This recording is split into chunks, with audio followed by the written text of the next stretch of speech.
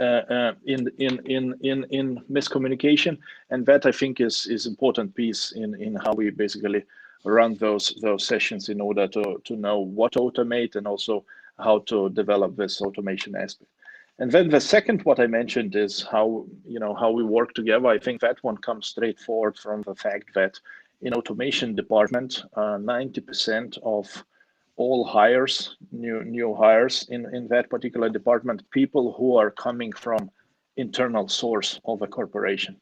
Exactly what you had in your slides, because these people, they basically come with functional knowledge. They know business environment, they understand customer needs, and they can very quickly jump into the world where they can help company to automate whatever is needed. So I would summarize communication, and then someone who really knows the operational reality and can plug in and develop automation was a key for us, Ollie. Cool. So we've got a few minutes left. So if there are any questions coming in, do let us know. But I've got a couple of final ones. So in our research, we did a big study looking at localization in Europe. So how different pockets of talent are growing in different regions of Europe, and the Baltics in particular is an area where, at least from an enterprise executive point, holds a lot of promise and is going higher and higher up the perception ranks. So what do you think the future, COVID-19 aside, if we can possibly do that, what do you think the future is for your region, so Lithuania, and what's the future for Western Union and the piece that you're working on right now? So, if we come out of this and it's I guess a bit of normality to some extent, our new normal, what's your plans over the next year, 2 years? Our plans have not changed. We continue to plan business growth, both at Western Union globally, but also for global business service of Western Union in the country of Lithuania. And I would say existing strengths of Western Union's center in Lithuania, and I would also say strengths of country of Lithuania, hasn't changed that much, or even became more important, because there are some stories which could be told. So existing strengths are the following: value for money, definitely, high quality of service, and that combination of cost and high quality is basically really good comparing to Western worlds. There is a can-do mindset in the centers among workforce, because they really take it seriously, and they strive to deliver results and achieve a better business outcome, which is great, especially in nowadays situation in the industry. And also there is some sort of improvement culture, of improvement mindset. So workforce constantly think how to redesign process which could deliver better business outcome. Workforce thinks how to do things better, and this continuous improvement mindset is definitely in place. So I would say existing strengths, they have proved during pandemic situation that they are there, and also these will be critical, for others who would probably be considering to invest in the country of Lithuania. Perfect. And so I was told beforehand, I think you as well, that on the dot we're cut off, right? So I host a few events, and keeping to time is one of the hardest things. These guys don't have that problem. We're just off, right? So one last question: what piece of advice would you give to anyone in this space right now? Because there's a lot going on. There's a lot, even before the pandemic, there was a lot going on. Automation was coming in. We saw some of the stats there around the impact of jobs, internal roles. Some roles won't exist anymore. Huge buckets of work will disappear. And it can be a little bit daunting, I think, if you're employed in that space, and it's even more daunting if you're trying to lead an organization in that space. So what piece of advice would you give? First of all, stay safe and healthy, both from workforce standpoint, but also from your company's customer standpoint, and help them to do that. Second, maintain productivity, because I think it's very important during these situations and during the workforce from home regime, because workforce is a key aspect while working digitally. And then the last one, think constantly what's the new norm, what look like after this COVID-19 situation is over, because there is a belief that COVID one day will last, and 100% it's obvious. So the new norm for you as a business, but also for you as a global business service center. So that would be my short advice, Ollie. Perfect. And I think on that note, that's all from us. Thank you so much for your time. It's been really interesting, and I look forward to the rest of the virtual summit today. Thank you.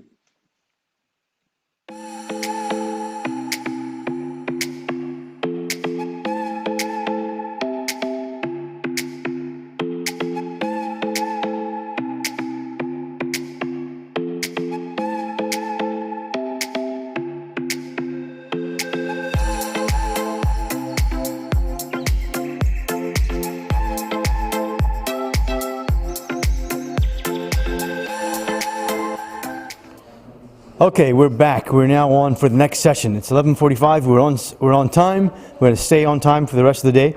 So we've now have another critically important issue for SSCs around the world, in Central Europe as well, cybersecurity. So we have Vilius Benetis of NRD Cybersecurity from Vilnius, whose absolute focus of all his career is on cybersecurity. Very, very hot issue right now. Perhaps a lingering issue, and certainly one that people need to be very much aware of. So that's the main stage right now. Vilius is on for that. But I also want to remind you that in the breakout sessions we have, as going on right this moment, is the Hungary in Focus session with 4 SSC directors on the Hungary session, on the breakout session. And at 12 o'clock in 15 minutes, we'll have the Order to Cash Excellence, Achieving Order to Cash Excellence breakout session led by Remilia, Brian Morgan, and Mark Harrison of Credit CEE Association. So again, want some good choices: cybersecurity, Hungary in Focus, or Order to Cash Excellence as a breakout session. So without further ado, let's jump into Vilius and hear a bit about the cybersecurity threats that are plaguing all of us and that you need to be aware of as a shared service center. So back to you soon.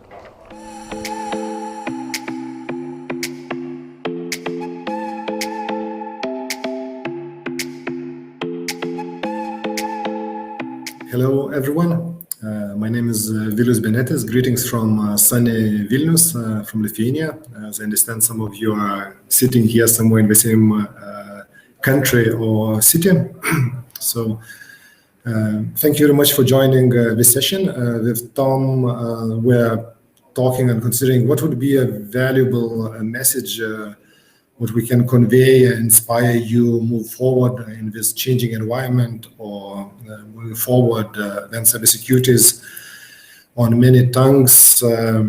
However, to make meaning of it in order to impact your operations, your business model, you need to think through. So I hope some of the thoughts what I'm going to present, it's valuable to you, to your operations, and maybe one day in 2 years or 3 years you will send me and saying, Vilius, it was good that this presentation enacted me in taking some steps. Just the right window. So for those who never heard about NRD Cybersecurity, we are a company working out of Vilnius and building cybersecurity centers around the world for organizations, sectors, the financial sector, utilities, governments, and private, all around the world. So there's some locations where we never go, but otherwise you can find us, our projects, many places. Currently, even in Afghanistan this morning, I was working on the organizations. So myself, I was introduced, so I will not stop here. I did not hear what Tom said. I hope the main message was that that's what I'm focusing on. My objective, my reason to go to work every day is to assist organizations to build and organize and modernize their security operations. Capabilities, inspire, say, don't stop, go, make it work, don't get confused. That's why today's my objective. On the left side, it says the content as a summary. So it's about with a CSIRT or SOC, that's how it's pronounced. For me, the first several months when I start using this word CSIRT, it sounded very strange to pronounce. I suggest everybody you to try to say CSIRT. That's Computer Incident Response Team. And otherwise, it's very sibling name in Security Operation Center, SOC. So I want to provide you an overview of what is mandate, organizational structure, skills, processes, services, tooling. And in order to inspire you, current BSC director or manager or wannabe manager, director to start hosting such services in your centers. As well, maybe you are from headquarters and thinking how to work and your lack of talent, you lack skills, people in cybersecurity, and you're thinking maybe one of your BSCs around the world could host. So I want you as well to inspire to consider that. Maybe afterwards use this presentation, or even if you can find me via LinkedIn or some other channels, I could share some perspectives.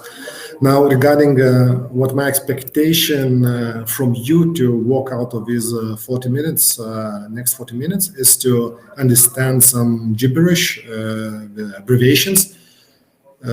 Later on, not to be scared and understand what are synonymous, what is relevant, how to think about it. Then to be able to discuss with organization CISO about expanding cybersecurity services into distributed manner around the offices around the world. As well to think about what skill set, competences, and services are required and how do we match into the one framework, and be able to argument what is possible to automate and where humans still relevant in CSIRTs and SOCs, because we believe that artificial intelligence can replace, or robotic automation can replace some staff. Unfortunately, for security, it's not true. Okay, some basic functions you can replace, especially for context augmentation or initial collection, everything into one picture, but then humans have to be involved. So first of all, it's natural that all of the people consider, when we think about SOC, Security Operating Center, they imagine picture something like this. There are tables with computers, and there's some video wall. So for all BSCs, you have these setups, probably not for security, but for other operational questions. Maybe screen's not a big one as this, but still some metrics or some visualization for the operations is presented. So I wanted to start, the story is to thinking, okay, so if we have people sitting by the computers and they're having some visualizations in front of them, where's the value drivers or value creation? Is it the value, how much value is created with, is depicted on the wall? So that's why some people, I think my mouse can be seen by you, so the person is looking up, so maybe that's how the value is created. Maybe the value is in the computer here, maybe in some data center behind at the back in data room. My assumption or my thesis is that actually in security operating centers, the value creation is the human brains and human heads. This is the most valuable component in all of this picture. Why is that? Because cybersecurity, then we mentioned that as a word, and if you consider where have you heard about cybersecurity, in the media and other areas, and you think, so what, and it's usually a negative thing, a negative connotation, but because of cybersecurity, some incident, attack, something happened. And then you think, what is the threat source? Usually it's human. What it means that if there were no bad humans, because we killed them, put in prisons, or they never were born, we would not have cybersecurity word. We would have information security as a discipline where threat actors are forces of nature, or stupidity, or errors, or laws of physics. For example, some components just fail, like hard drives, etc., and that's why the problems information security happen.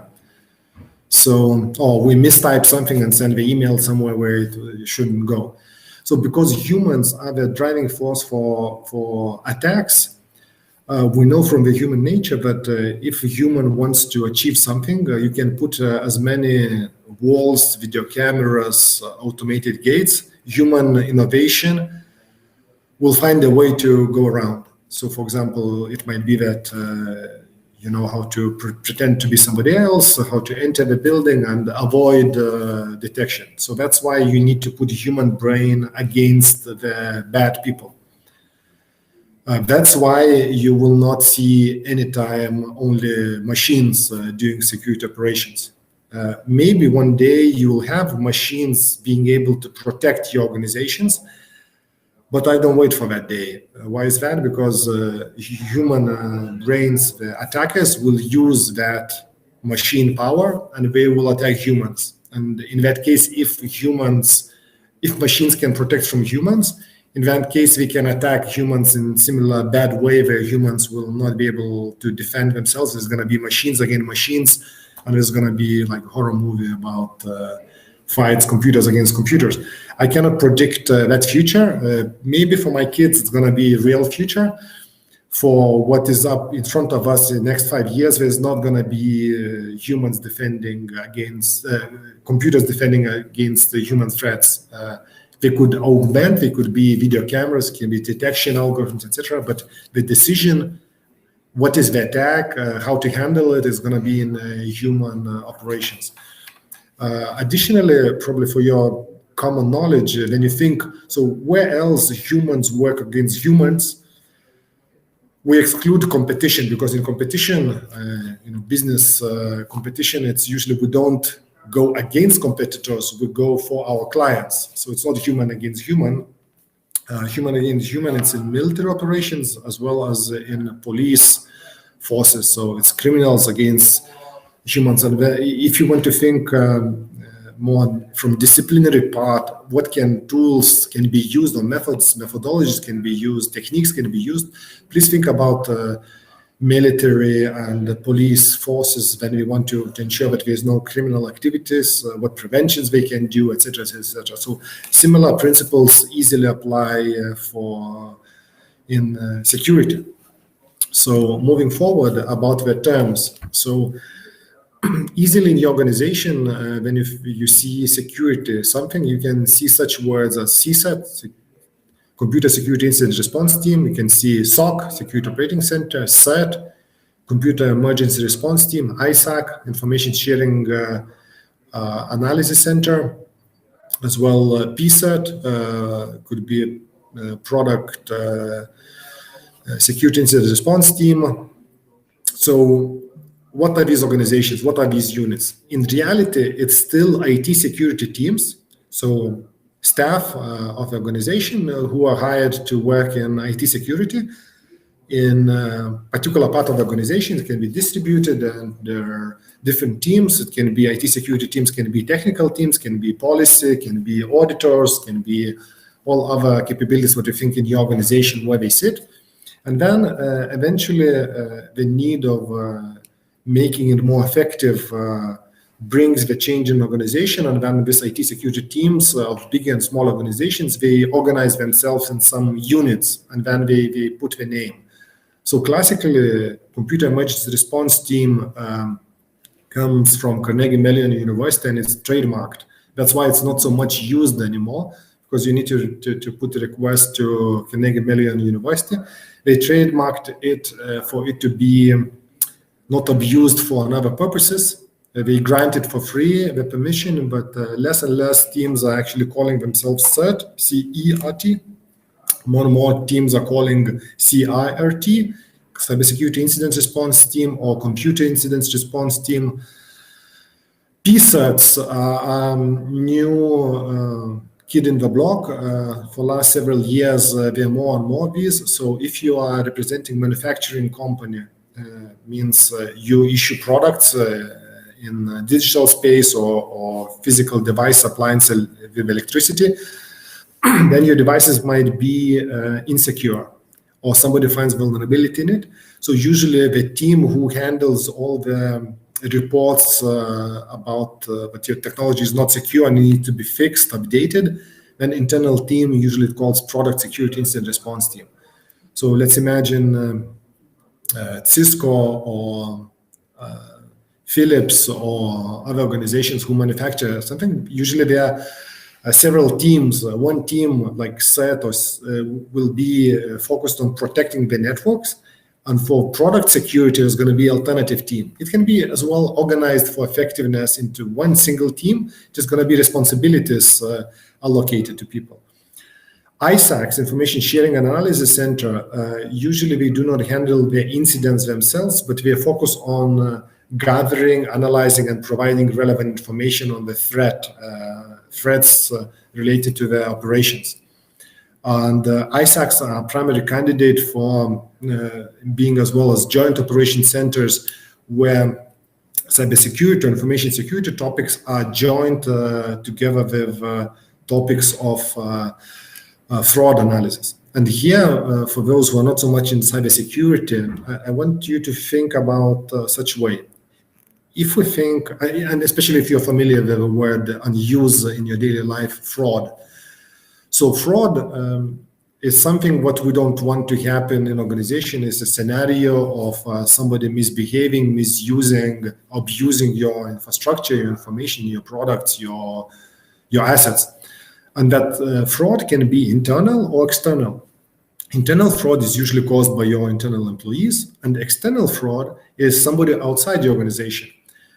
And if you think cybersecurity, then we think about cybersecurity, usually it's external entities trying to abuse your organization in one other way for whatever reason, mostly for financial, but it can be for competitive, from intellectual property, or from whatever other reasons.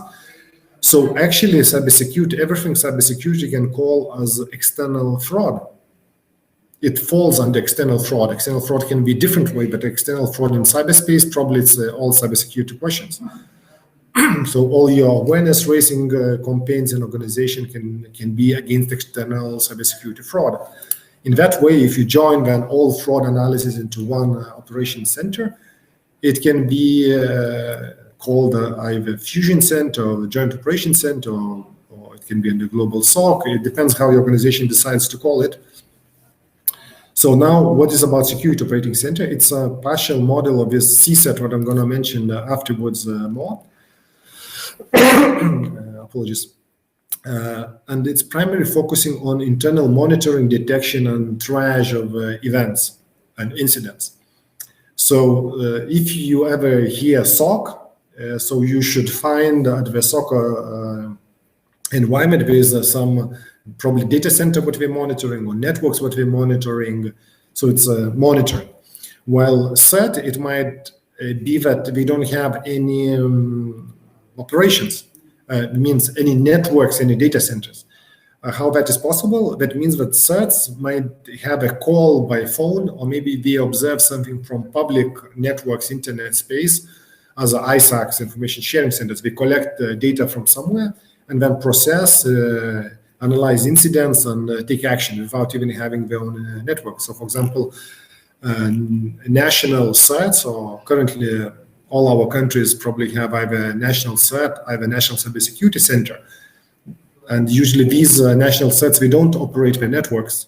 We just coordinate the incident response if somebody calls or writes them or puts incident on the website. So this is the terminology. Doesn't matter how your organization is calling it in headquarters. It's still about the same. It's about the team of people. Now, when and why do we need these more formal organizations? Primarily, I see two reasons. When attack hits, is there a skilled team ready to respond and handle cyber incidents using well-known international accepted incident response method? So yes or no? So in any of your organization, if incident happens, who is going to be the team? It can be internal team or it can be external team. It can be outsourced. And just it's important that inside the organization, you know who has the number to call and who knows that these people know how to respond and ready to respond. Because otherwise, what's going to happen? Attack happens, and then you don't know how to coordinate, what to do, what to happen. And then another reason is because cybercrime is international, and if you have some incidents and you need to coordinate the resolution with another incident response teams globally, then others should trust you. That means that you should be in some catalog or trusted incident response teams. And such catalogs, global one is the only one. It's called the first.org. First, like number the first.org. And here's in the corner the map of such incident response teams around the world. It's more than 500 at the moment from different corporations, government organizations. Maybe that your organization has such a team, or their financial institutions, etc. Now, how these teams usually work, it doesn't matter if it's a government or corporate. Usually this technical capability or technical team and policy team, they have a mandate. And this mandate comes from the board level into CISO hands, or Chief Information Security Officer or Information Security Officer if you're smaller or don't have Chief or Security Officer or Chief Security Officer. And board says, we should take care of the threats and risks coming from cybersecurity. And you person, please handle it. And let's work on the resources needed for that. And then CISO says, okay, in order to handle that, I need to have operations. I need to have a team. And that team then is organized in particular way in order to serve constituency. Constituency is below. This constituency can be your business units. It can be external companies, can be group companies, other companies, if you serve security needs of organizations. And so, okay, constituency is a kind of legal entity, sub-legal entity, or business unit. And so what actually services are being delivered? So mostly it goes around incident detection, coordination, resolution, as well as digital asset protection for application and networks. Okay. So then what we see around with CSIRT module, we see other lines. One is international recognition. That's usually achieved by becoming member first. In order to become member first, you have to be compliant with some processes. For example, the team should have PGP keys for encryption, and they have to be trusted in order to exchange information with other teams if you need to do that encrypted.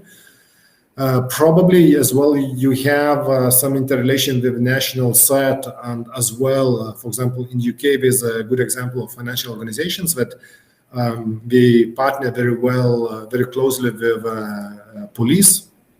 It started with the Metropolitan Police High-Tech Crime Unit, and there's always almost double contract for at least one other person in SOC or CERT team in case financial organization is attacked. But the partnership with law enforcement could work very well. As well, private organization, intelligence agencies, or research communities, including where to get the good new staff.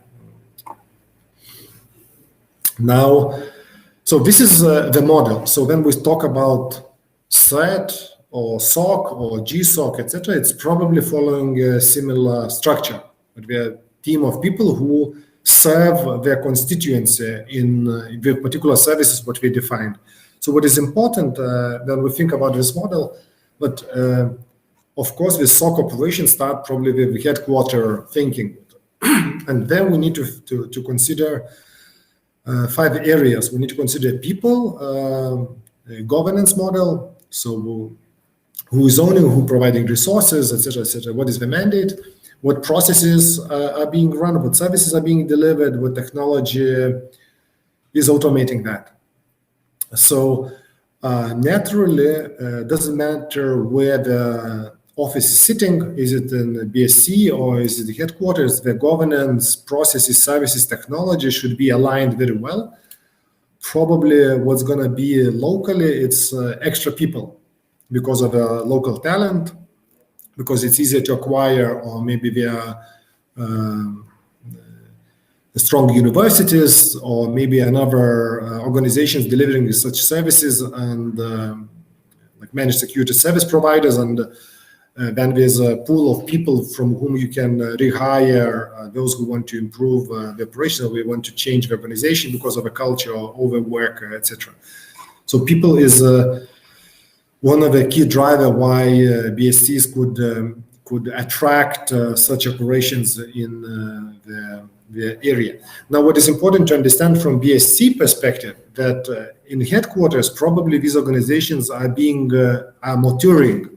It's not a final result. It's the governance model is being developed better. Processes are improved. The services are improved. Technology is changing.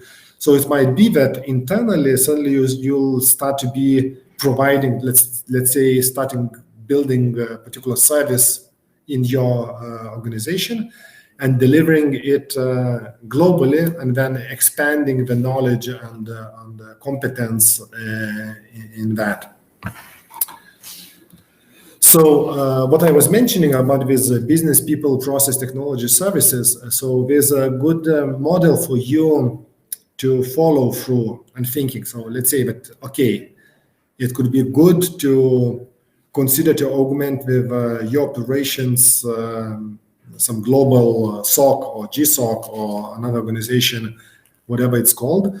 What actually it means. So what it is about. So SOC CMM model, it's a free model. But if you Google SOC CMM, you'll find the master thesis of one person in Swedish university. The person is from the Netherlands.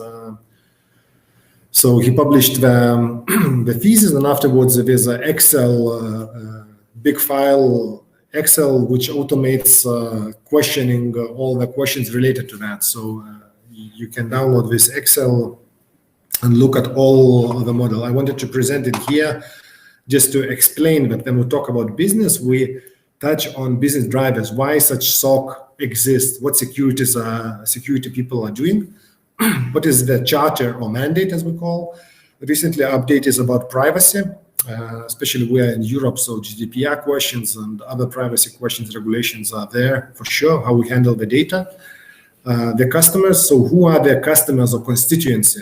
So who's going to be consuming the services, and what are the requirements and what governance framework we're using. And people, it's SOC staff or CSIRT staff.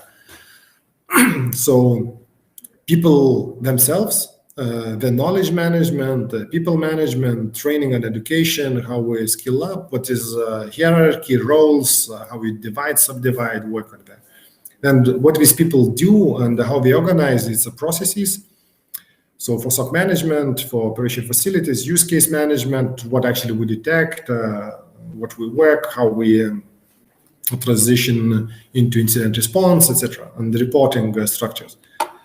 Technology is needed for automation, and usually what is typical there to find it's information and event management platforms, intrusion detection, prevention systems, security analytics, which sometimes now are in the same technology, in the same CM, there's advanced behavior analysis, etc. So here in this model, you don't hear the vendor names, but this model is very valuable when you think how your platform or how your operations can work and what you request from outside or internal other constituencies. So it's a single model to discuss about the objectives and maturity.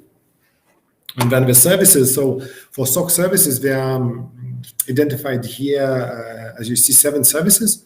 Threat hunting is more advanced, more expensive because you need to delegate people just for hunting, searching some bad actors in the organization already.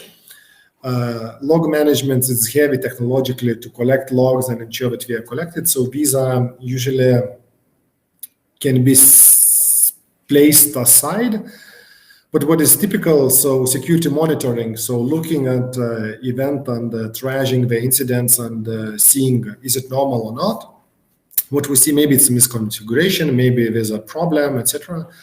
And then putting into security incident management, ticketing system where you process all the incidents. And this is not the same workflow as ITIL. So if you're already running an ITIL methods, so probably if you want to automate, you would need to introduce new object in your incident management workflows, because incident management in ITIL world, in IT world, it's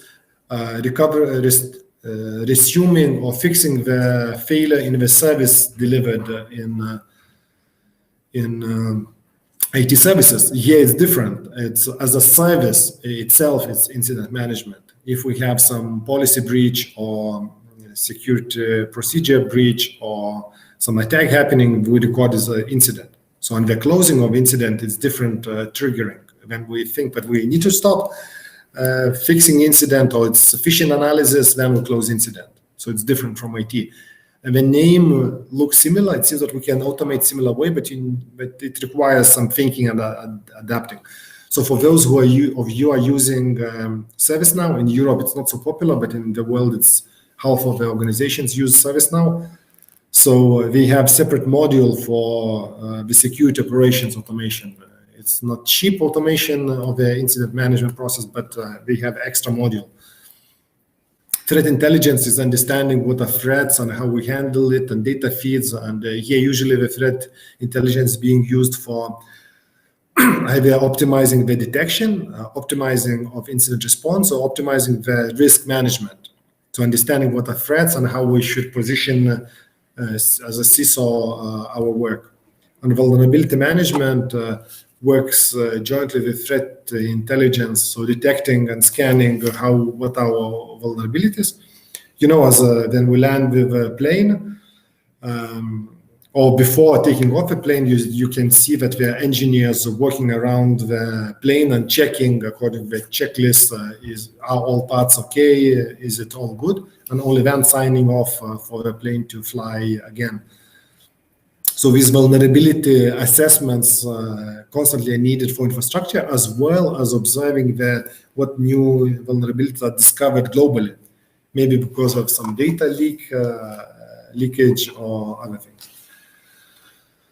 Okay, so this is the comfortable model for you to use it when discussing what could be done in placing in your center.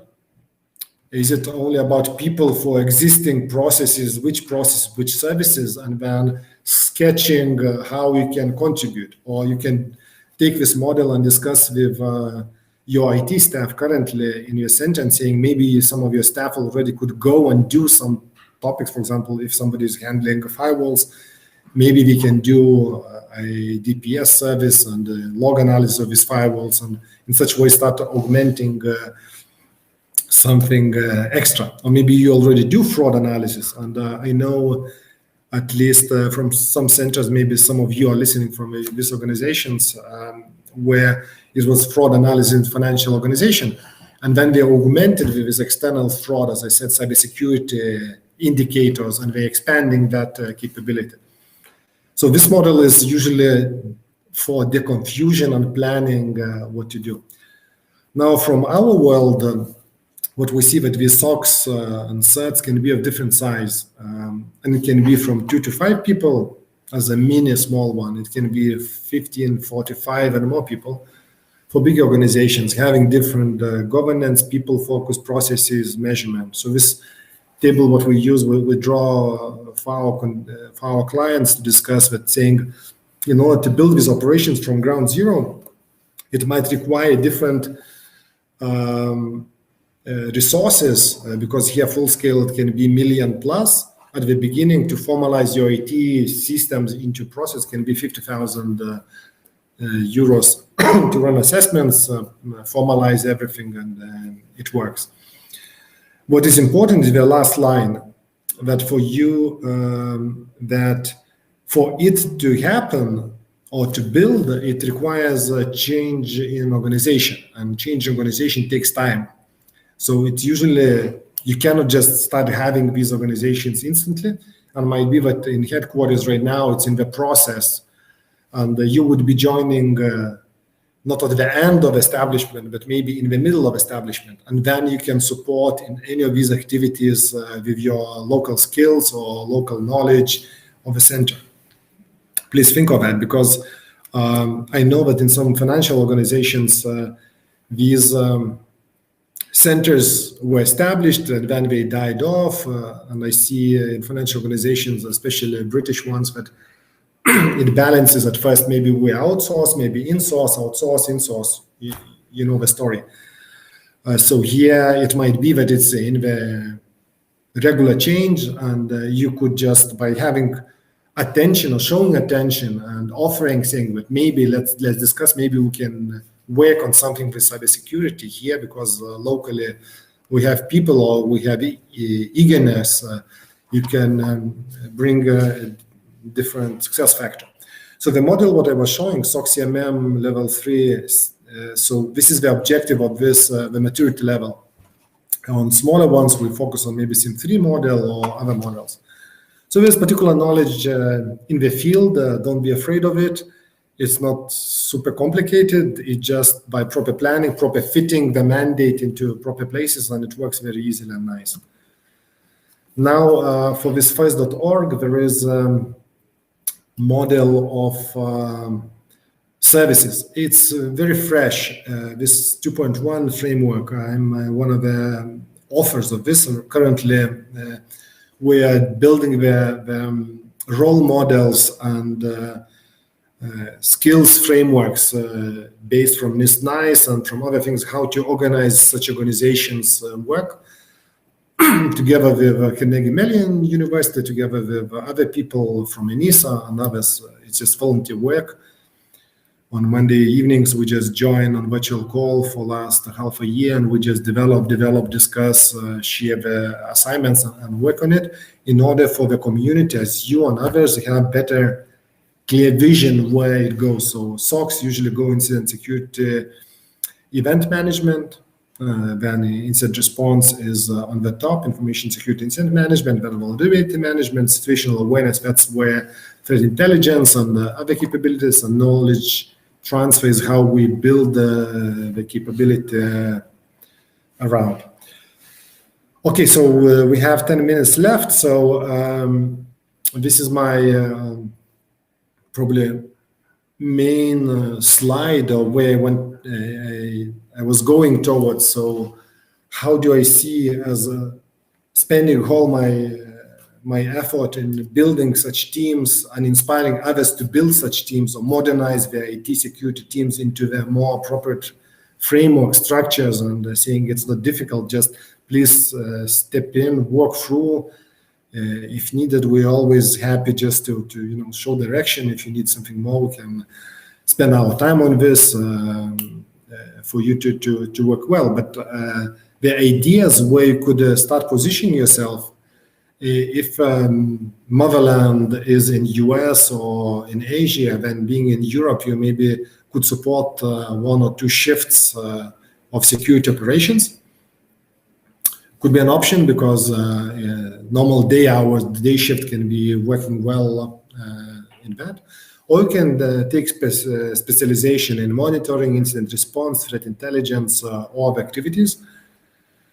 Especially if you're looking around, depending on which country you are, there are different skill sets, different body of knowledge. In Latvia, for example, national CERT is focusing a lot on awareness, and so the people who left national CERT, probably they very strong in that area, in sharing and loading.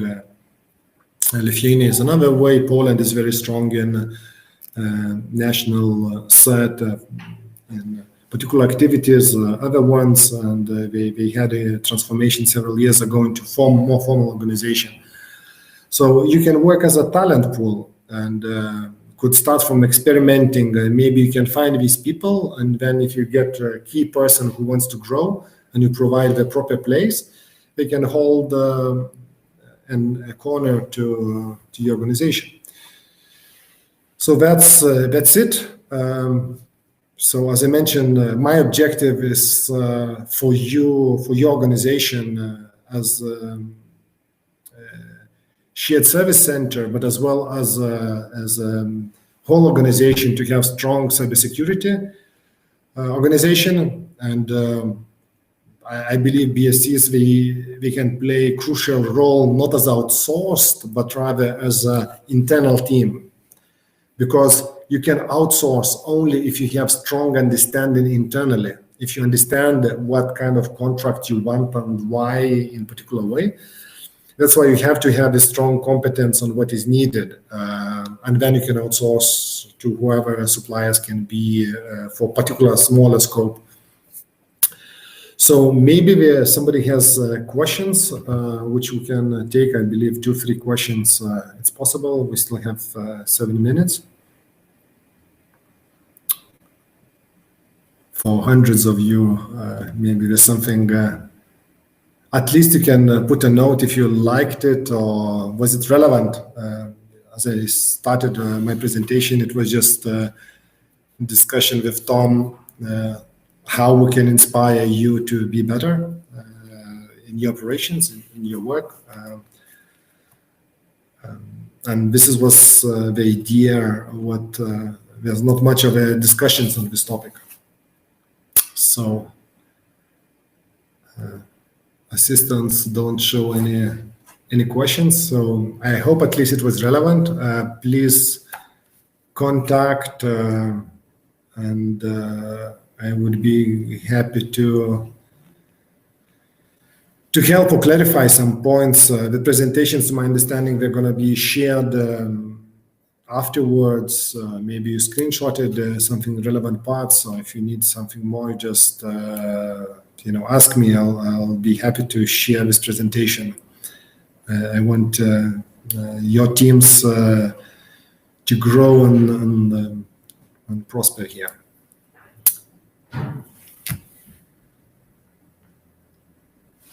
In meanwhile, while we're waiting for questions, I could maybe I could. So for FIRST.org, so currently there are several hundred, as I mentioned, more than 500 teams there. My objective, I wish there could be 10 times more, and that's the objective of my team. I believe that by having the same incident response model, method, agreeing what is TLP protocol, traffic light protocol, what is red, that means you don't share to anybody else because it's only to your ears. If it's amber, that means that you can share with your own team. That already introduces how to discuss what to present. FIRST.org is an organization as well where a lot of skills sharing is happening. Last 2 weeks, we were online conference for threat intelligence and sharing different organizations, how we do different methods and methodologies. So it's a community. It's non-commercial as well. What organizations who join this, we get feeds for MISP, for threat intelligence, where more than 1 million indicators constantly updated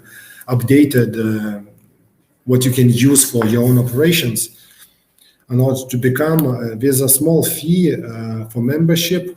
Otherwise, you need to be part of, you need to comply. You need to have a mandate defined. Please go and check on the different organizations who are members and how they present what we do. And again, if you need additional encouragement, I would be happy to promote, please go there, and it's a good place. And one of the objectives of the BCS of your center could be that you assist in your organization to reaching that objective. For that, you just need to have a project manager for that activity.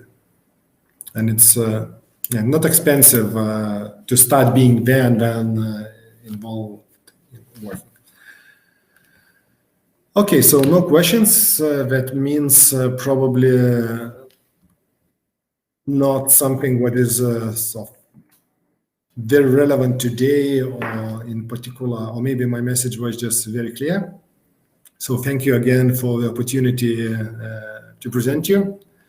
And maybe in one another place we'll meet and my personal request, if you find that it impacted your work in a year or two, please send me a message. It's always good to know that something was valuable.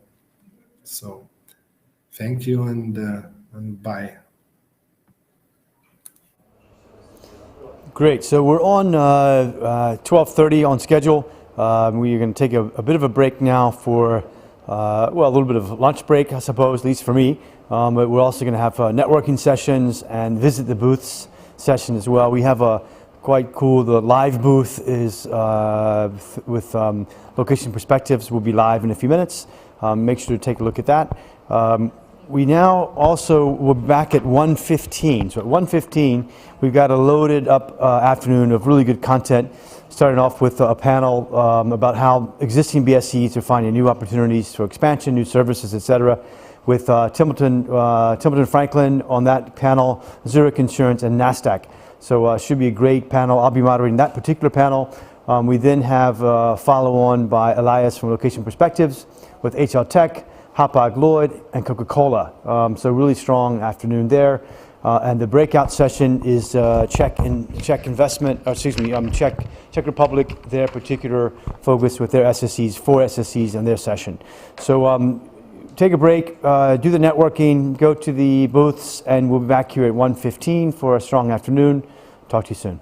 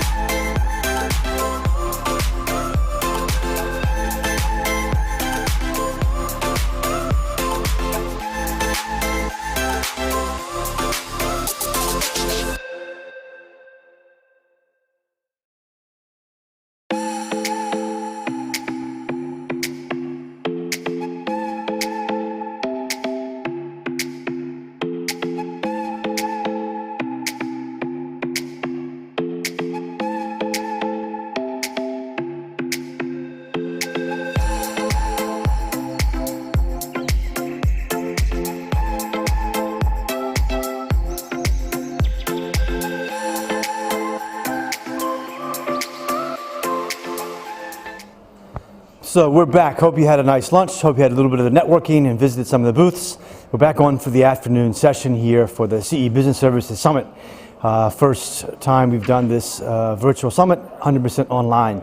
So we've got a power afternoon with starting off with a session talking a bit about new services that can be offered for inside SOCs. We've got a panel right now with Franklin Templeton rather, Zurich Insurance and NASDAQ. So that'll be coming up in just a second. That's followed by a panel led by or moderated by Elias from Location Perspectives with HL Tech, Hapag Lloyd and Coca-Cola with some new entries and expansions in the market. A bit of the afternoon is really about optimism and finding opportunities inside this crisis. As someone said, when the world gives you lemons, you make lemonade. So that's what these guys are doing. Then we've got a very strong afternoon session with a breakout session with the Czech Republic, led by ABSL Czech Republic, Joe Appleton and his team there, 3 more SSCs directors in there. And then we finish up with another half an hour of networking to wrap up the day. So thank you all very much for being with us today. I want to say again, thanks to all of you with this new system, the Hop-In platform. It's new for everyone. It's new for us. It's great. It takes some learning. We know that. But we're on time. We're on schedule. We've had a great morning, and we have a really super afternoon. So without further ado, check back in with you very soon.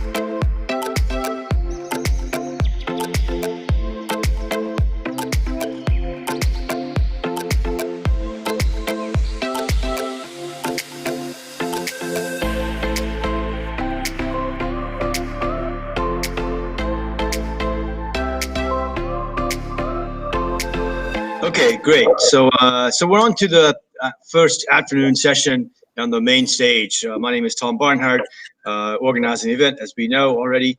I'm really pleased to introduce the fellow panelists here today: Krzysztof Wierzchowski from Franklin Templeton, Ruhir Verma from Zurich Insurance, and from NASDAQ in Vilnius. I know I'm not even trying to get your last name, Gintare.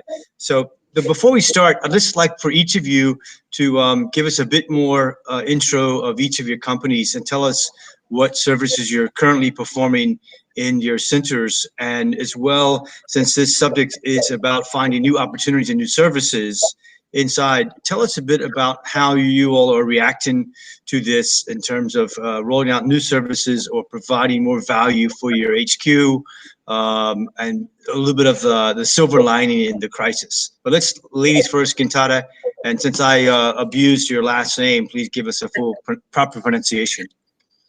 Yeah, no problem whatsoever. So yeah, my name is Gintare Kavaliauskaitė. It's a typical, beautiful, traditional Lithuanian name.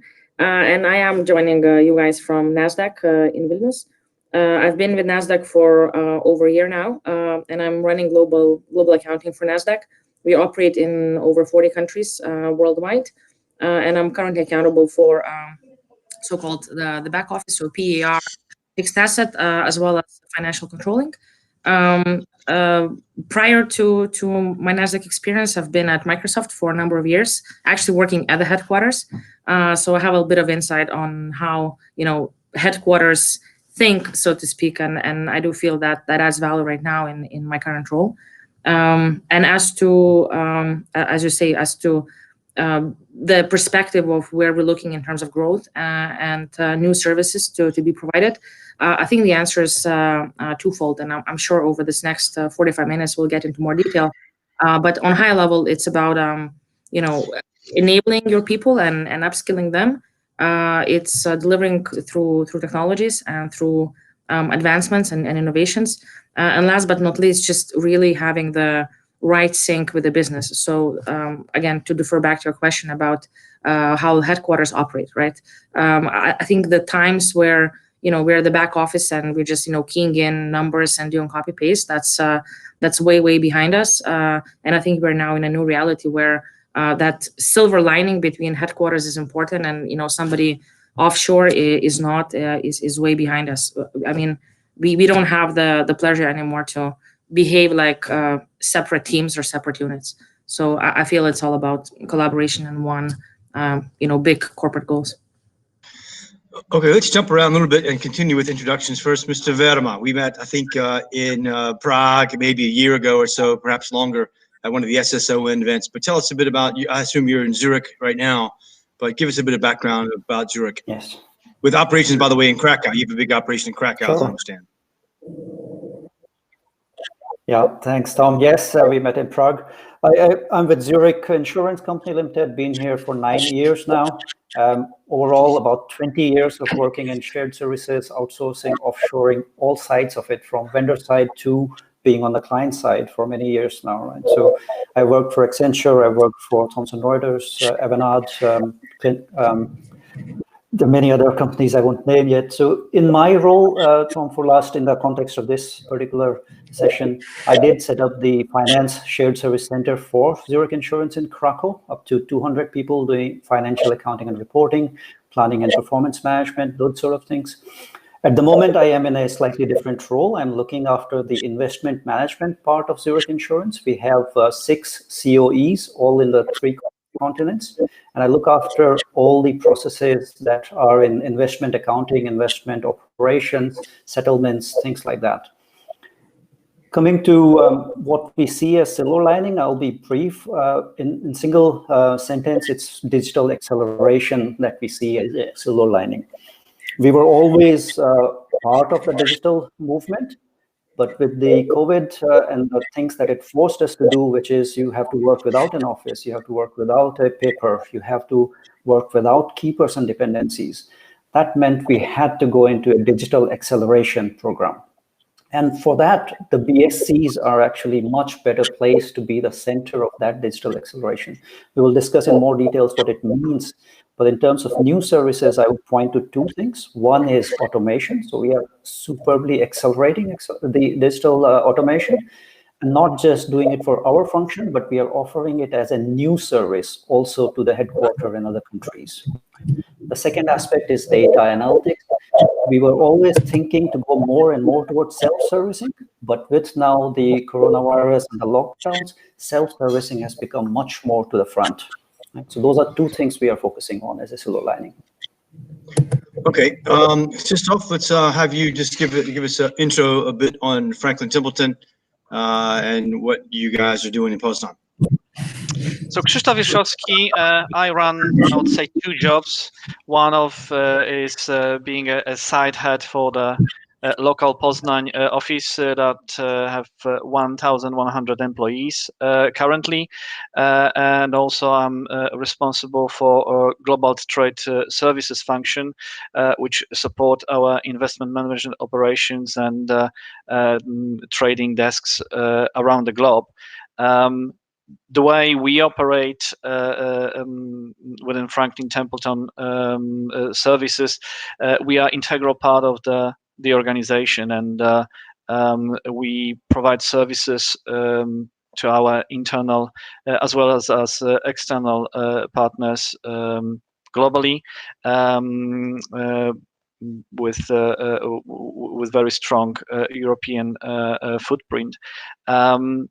In terms of focus areas and what kind of value we add to the overall organization, is basically the expertise and also the quality of the service.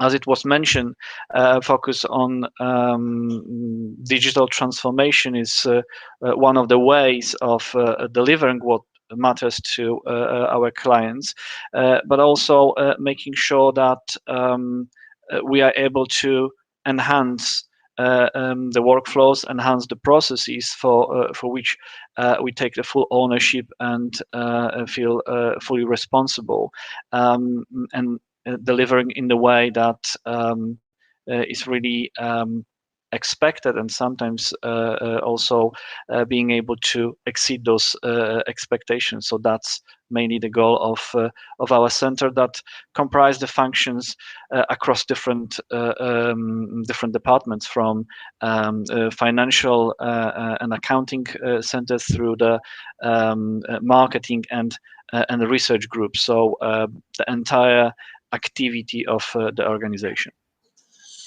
Okay, so Krzysztof, let's stay focused on you for a moment and have you continue. Then we'll jump to Gintare. But one would say that this panel is made up of SSEs, or global corporations, that have not been hit very hard. I mean, NASDAQ, Zurich Insurance, Franklin Templeton. You guys are not an airline or a hotel group. You haven't been hit in your top line 40 to 80% like some of the other guys out in the market. But despite that, tell us a bit. Certainly there's pressure, certainly the environment's different, but tell us a bit more, Krzysztof, about the conversations coming out of, I guess, Boston or San Francisco, about the conversations coming from your side, and cost savings, et cetera, et cetera. So our headquarters, obviously we are a global organization, headquarters in San Mateo in California, which obviously has also been impacted quite heavily by coronavirus. And yes, you might say that financial industry doesn't depend on the customers traveling around the world. It doesn't really depend on the customers entering to the restaurants or ordering a food on site. However, our activity really relies on the situation in the economy, how that economy reacts to the crisis like that, and also reacts to the volatility on the market. As a value investors, that volatile market obviously creates opportunities, but for a center like ours, that means more focus on the quality and also more volumes. Just to use a specific example, the March and April volatility on stocks exchanges almost double and sometimes triple the activity of the investment teams. So ultimately, to us, it was almost an operational stress test. Are we able to respond to that growing demand? Have we built the resilience and scalability of the operations to be somehow immune to that situation? And this is actually the focus area, and where we see the organization is more even willing to explore. Over the past 2 months, we have proven that the last 13 years of building up the experience team here in Poznań, but also investing in technology, prepared us for that situation. And considering the fact that we've done a really a great job to respond very quickly, transition people, 1,100 people to work from home in about a week. It's been a great achievement, and that is helping us having a really conversation from really strong position in terms of put more emphasis on that digital transformation, organization willing to think more about investing in innovative solutions, being more open to listen what we trying to tell around the optimization of the tools, working on some standardization of the processes, because this is something that helping us in building the resilience. I'm not gonna hide the fact that we also, considering that what's happening on the markets and some of the economists expecting a recession, we are also looking closely and monitoring the cost. But again, as we've heard early this today, the labor arbitrage is no longer a focus area for the excellence centers like ours, but it's still a good incentive to think about cost optimization and just making sure that we allocate the work and the processes in the areas where proven that is able to deliver a value for money. Krzysztof, can you give us one example or one or two examples of some particular process or innovation? I mean, the audience here is not, the audience is guys running shared service centers, so they know a bit about it.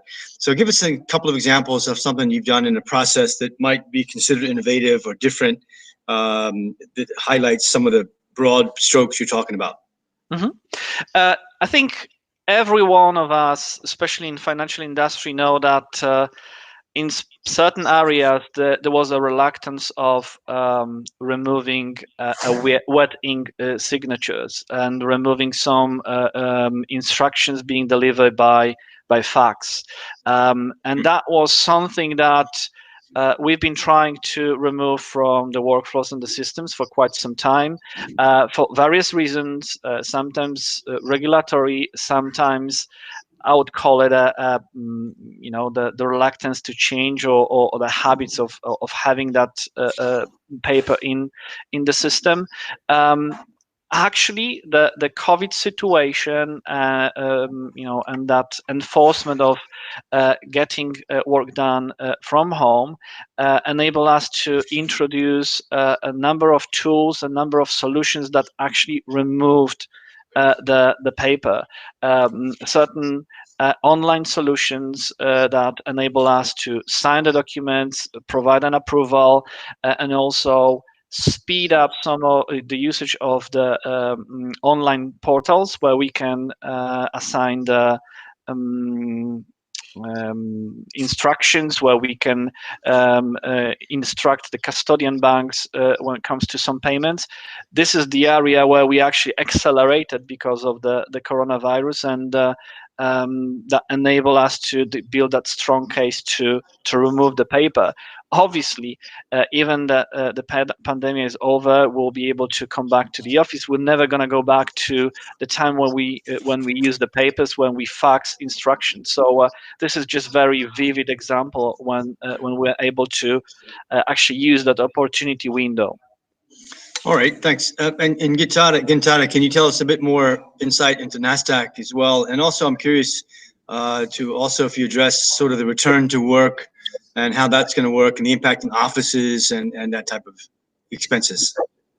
Yeah, absolutely, certainly. So NASDAQ in general, as an organization, we pride ourselves on our expense management, and that has been known for years.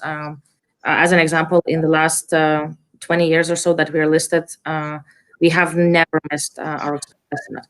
So that's dear to our heart. In the COVID situation and with the whole uncertainty, we actually have gone a different path than many other organizations as it comes to cost. We looked at obviously the expense lines, and the people is one of the top ones, obviously. And we actually made a conscious commitment and communicated across the organization saying that actually this year we're not going to do any layoffs unless that's obvious policy failures or huge private personal performance issues. But other than that, we were not going to have layoffs. So that provided that safe space for the people to bring that commitment and manage themselves and say, actually, the company does care for me, and it's not just corporate lingo. It's actual putting words into action. So I thought that was great what we did. As for return to office, and we did have brief chat with the guys just before we started. I think while the pandemic is global and we're all in different boats, we're all fighting the same storm, right? I think it does depend on that geographical footprint. And as mentioned before, I have 40 different locations, but my consolidated services are in 3 locations. That's US, Lithuania, and Philippines, respectively. And the situation is completely different in each location. So in US, again, I have a huge team in New York and Philadelphia. We are nowhere near to be ready, and we're just phasing it out, allowing people to work from home, providing some provisions and that kind of stuff. Whereas in Lithuania, we are right now debating on what is our staggered approach, who's coming back first, how are we going to rotate people, how we still redesign the office to ensure the social distancing and make sure that people are safe once they come back. So I think that's a unique challenge that we're all dealing with. Again, the safety of our people is first thing that comes to mind, and that's definitely has been a focus for us, as I'm sure for a lot of you guys. And since you brought up New York and Philadelphia, is there any likelihood of more work coming your direction to the expense of those offices? I mean, is NASDAQ saying, look, we can squeeze out another 20–30% savings and reduce headcount in the US, more expensive US market, and continue to push more services into Vilnius? Great question. The answer is the German word "jein," yes and no at the same time. I think we're constantly looking at innovation and how we can locate in the best possible location. But the cost is not the only thing, like the true cost, right? When you look at the components of the value, cost is just one, right? The other one is, why would you place certain things in Philly versus Vilnius versus Philippines, for example? And for us, because of our unique service composition in a lot of areas, especially as it comes to AR and billing and collectors, I do want people to have to be based in US and deal with our customers in their times, their language and their culture. So we have a lot of ideas, but labor arbitrage is not the first thing that comes to mind. Okay, Mr. Verma, tell us a bit more about Zurich and your kind of global delivery centers. And also, I'm very curious to hear what has been the conclusion of Zurich Group with the delivery center in Krakow. Big success, small success. Tell us some more about that. Sure. So at a higher level, Zurich, of course, insurance industry is facing some pressures from this epidemic. It's a delayed response, so we don't really know the full extent of it. We will know it in next couple of quarters as to what it means on insurance as a business, right? And depending on that, we will have response. So far, we see, yes, it's a difficult situation, but it's nothing that we cannot overcome, right? Internally, as I mentioned, digital acceleration has been the biggest mantra, saying let's use the opportunity. And we were working in this direction anyway. So it's more of, okay, what is it that remains in the office? What is it that creates a touch point between a customer and someone in Zurich? How can we make it more easy, more digital, for people to actually buy our services and get the support that they need without having a face-to-face interaction? So there are some very good innovative technology, and there are very good advances in digitizing that's happening as a response. You asked me about Krakow. I think that's been very good. It's very stable. It's been one of the rocks of service delivery in financial services. So all the closing, all the activities were seamlessly transferred from the center to people working from homes. No delays, no major hiccups there. So I would say the verdict is quite good on Krakow. Okay. And I certainly don't want to monopolize the questions. So Gintare, Krzysztof, if you have questions of each other, we'd love to hear that. We may also get from the audience. Going back for a moment to Gintare, again, could you give us a teeny example, kind of micro, kind of drill down example of some other processes that you might be optimizing, working on now, some kind of granular detail as to some of the processes that you might have migrated there, or simply tweaking substantially or digitizing. But tell us a bit more of something, a little bit of story. Sounds good. Absolutely. There's actually a couple of big milestones my team has hit as early as this week in two areas. One, supplier risk management. With COVID situation, with things going on online, we have seen a little bit more increase in fraudulent activities. So we had to tighten that up. That has been very exciting. We partnered with Coupa. We have partnered with Microsoft actually.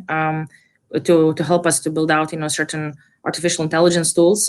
So it's just early stages, and we just launched a little pilot earlier this week. So I'm really looking forward to see how we can do better supplier risk management in a smarter way, other than just 4I principle, or catching things at the very last minute, or actually not catching them at all, right? I mean, we all have scenarios where it's not that complicated for somebody who understands the procedures to be in compliant in that space. So that's an interesting one. Another one where I think we at NASDAQ, as I mentioned before, we're very focused on the client service. So it's both internal and external as well. So one other thing that we have been doing, instead of just having ticketing systems and stuff like that, that's sort of primary school. Like everybody does that. So what we have been building out and what I've been leading was we have sort of influencer teams where we partner with business really close. We go after and we do sort of due diligence studies to understand how the business is planning the expenses, so they can be really upfront when it comes to purchase order creation, servicing them, and helping them build a relationship with the suppliers, helping to negotiate rates and all of that. So again, the big theme for me is collaboration, and big theme for me is customer service. And I think we're innovating a lot in that vertical. Okay, Krzysztof, you comments on that? Yeah, I think as Gintara mentioned, these days it's no longer possible to rely on just transferring the process, having this done in the cheaper location, and just hoping that we'll be able to win the labor arbitrage. And this is the next level. This is the requirement from the excellence centers, the business service centers of today and the future, to be more active when it comes to the processes for which you take the ownership. The great example of what we're doing with the vendors, because you always debate, what is it that you want to build internally, what is it that you want to buy from the vendors, and these days you've got an access, an ability to test, be part of the success stories with other technology companies, startups, etc. In Franklin Templeton, we also look from the perspective how we can make frozen fish to be transformed to be, like I said before, resilient and ready for the future. So what we've done and what we've introduced in Poznań for the last few years, we basically share our strategic goals with our technology partners. We basically get together and we want to address, and we want to partner with them, resolving those challenges, those issues, and find a solution to those underlying challenges and issues. And on a number of fronts, initially it was some sort of a surprise from the vendor's perspective that actually client is telling them what is expected from the solution, and telling them where their development should go, because it used to be off-the-shelf solution being offered by the vendors. By changing that approach, by inviting the technology partners to the table, we are able to deliver solutions much quicker and solutions that fit the purpose, rather than being a blank approach of addressing some kind of academic problem.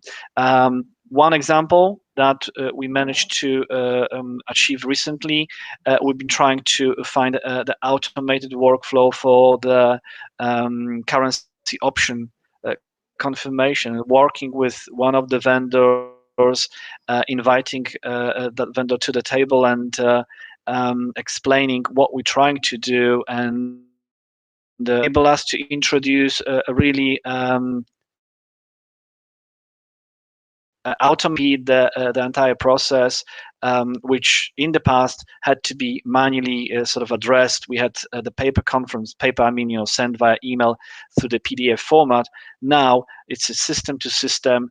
The employees in Poznań, with the knowledge they have, they can utilize their time to work on the analytics, resolving some of the exception-based cases, and again, adding more value to the trading desk, explaining where the differences come from.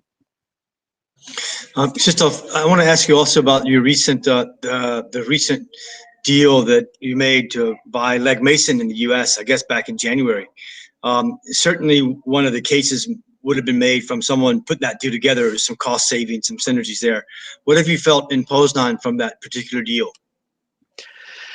I think Legg Mason acquisition, this is a great example where you can put together two companies and get a better value. It's not just one-to-one. It's going to give you a 3 or 4 rather than 2. Why I'm saying that is purely Legg Mason got some complementary products and some complementary presence in the complementary markets when it comes to the Franklin Templeton presence. That also gives us a greater possibility and stronger position, because we've those two companies together broke the 1 trillion assets under management mark. So obviously that puts more capabilities in our hands. When it comes to the effects of synergy, and this is also mentioned by our CFO during the analytics call, we are hoping and we planning to achieve some significant synergy savings. And those synergies and those savings that we can achieve are on the multiple levels. Obviously, you might ask, locations, if you got those two companies got offices in 2 offices in the same location, it would make sense to combine that facility under one roof and figure out what works best for that integrated organization. On the other front, we're also talking about some similarities and some technological advantages. And again, this is not one organization forcing another to accept certain solution, but over the last few months, when we've been discussing with Legg Mason and trying to prepare the integration plan, we've been learning from each other. And in a number of areas, we could propose some solutions that worked well for us, were well thought through, and being considered or being discussed and being assessed by Legg Mason, but not put in motion. So that will just speed up the process of execution, and vice versa. We also going to benefit from some of those solutions that's been already implemented and work fine for Legg Mason. People are also asking me, okay, so if you now are one organization and the deal will be closed in June, are you guys expecting that big shift between the offices and consolidations? Again, as a responsible organization, we need to look at our cost base, but what's going to drive that decisions will be actually the value that we're creating for our clients. So we need to maintain that strategical footprint, and we need to make sure that decisions that are being made are not just purely cost related, but also are related to the value that we create and the service and the quality that we can offer. There will definitely, and we can see that, there will definitely will be the options where we can transition some of the tasks on, or like I said, use the technology to automate them. But it really depends on the requirement of that bigger organization and how best we can service our clients. Okay, Ru here, I'd like to just kind of get your comments on sort of anything you want to in this last conversation, but I also want to have a pointed question about BPO or outsourcing certain processes. Is that something for all of you? I'm curious to know, when you get the phone calls from the WNSs or the HPs, the IBMs of the world, are there processes that you have got now where you might put them outside of the SSE, or outside of the captive? Or is that a non-discussion? Yeah, so maybe I can start from there, right? One of the trends that we see is everything as a service, right? This is the next wave, I would say, of BPO or outsourcing, right? So rather than buying parts of service, there are some organizations, especially in our line of work, who are coming up with an end-to-end offering calling everything as a service. This is purely outcome-based and has really, and you don't need to see any part of it. You just provide the input and you get the output with a trusted level of data quality. And that trend we are quite interested in.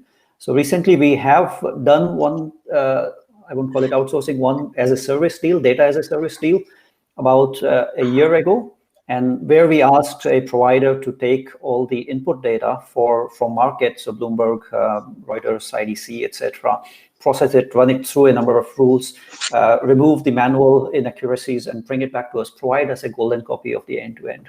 And we then start our process cycles from there. Right? Initially, we were spending a lot of time manually working on those kind of activities. We have been able to upskill those guys in our BSCs to focus more on analytics, for example. Right? And we see this trend more and more. We see people trying to offer a lot of services, as a service, outcome-based, sign a contract, and then you will get what you get. You can track it through SLAs, KPIs. So I wouldn't call it outsourcing, but I would really say this is a trend at a micro level. It will make sense for certain companies to indulge in. And we are certainly looking at some of these very carefully. Maybe I can comment quickly on the other examples that the others provided. We have one or two that are quite interesting. One very close to what Christoph mentioned. So we use APIs for some of our complex products, where we used to have some of the bank counterparts who provide us with PDFs, for example, for complex products in private equity or ABS, MBS, that sort of thing. They tend to be quite detailed and quite hefty PDFs. We have worked with them to now include an API as the source, right? So we have gone from paper to digital, but we haven't yet gone to a touchless use case, right? We would like to go to a touchless use case where it says, okay, APIs is in place, it goes through validations, what we get, and then we only deal with exceptions. We are probably one step away from that in that example. Another very interesting innovation, I would say, is in RegTech space. So as an insurance company and investment arm of it, we are bundled with lots of regulations. And we have to scan all these regulations in all the jurisdictions that we operate in, understand what it means, especially any changes, what it means to our control framework, look at it in detail, and then possibly implement a project or do some kind of change control. So here we found a very interesting RegTech in the market, which does that using AI and machine learning. So it scans all the regulations in all the jurisdictions for the topics that we're interested in. It sucks up all the information. It matches it with our taxonomy, for example. So we provide what we are interested in, what kind of products we are investing in, etc. So it does the matching. It provides then a workflow to the person saying, look, that thing has changed. And it makes a recommendation saying, look, most likely your that control needs to change the threshold from 10 million to 20 million or whatever, right? And then it links to the risk and control framework. So that's really frees up a lot of time, and of course it saves us from any potential blind spots we may have in the regulation. Okay.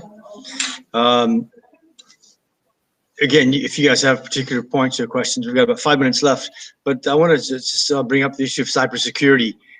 Certainly this COVID crisis has brought up sort of exposed flanks, if you will, which I think have mostly been covered pretty well in the VCP has all been very successful, I think, for most SSEs. But the cybersecurity, is that a kind of a tail risk and something that you guys think about a lot, a little bit, not so much? Tell us about the scale of awareness of that and resources that go into that side of the business. So let me pick up that one. Obviously, and the COVID situation is no different from any other topics in the past that some fraudulent activity increasing with as the situation is developing, and I think across the entire financial industry, and everyone on that panel will be able to provide a few examples when we've encountered some phishing emails or some attempts to use the fact that employees are working from home. There's lots of uncertainty, and in the expectations that some of the controls will loosen. Obviously, each situation of that nature put extra pressure on the organizations like ours, and also the cybersecurity teams put at alert. They know that this is a natural consequence, and some fraudulent activity, and in people that would like to use that for their benefits will use that opportunity. It really, again, to me, it's a testament to the organizational preparedness and the rules. Recently we've been having conversations, and we've been laughing a little bit that recently people that are responsible for the BCP, the emergency management, become almost like celebrities and the stars. Considering the number of EMT meetings and discussions and procedures reviews, etc. But what's happening now is just basically the outcome of the preparation and everything that the organization has done in the normal situation. If you have not spent enough time and you didn't put an attention to build that plan, you will suffer, because you will have some gaps, you will have some areas that are not when you're not invested enough, and there might be some consequences. People working from home, different countries got different regulations. For example, one of the offices we have in India, there was a challenge that we had to resolve, that they couldn't use, for example, Skype for international calls. So these are the technology constraints that you need to build into your plan, but this is part of our job, just to make sure that all the operations are being looked after from the cybersecurity perspective.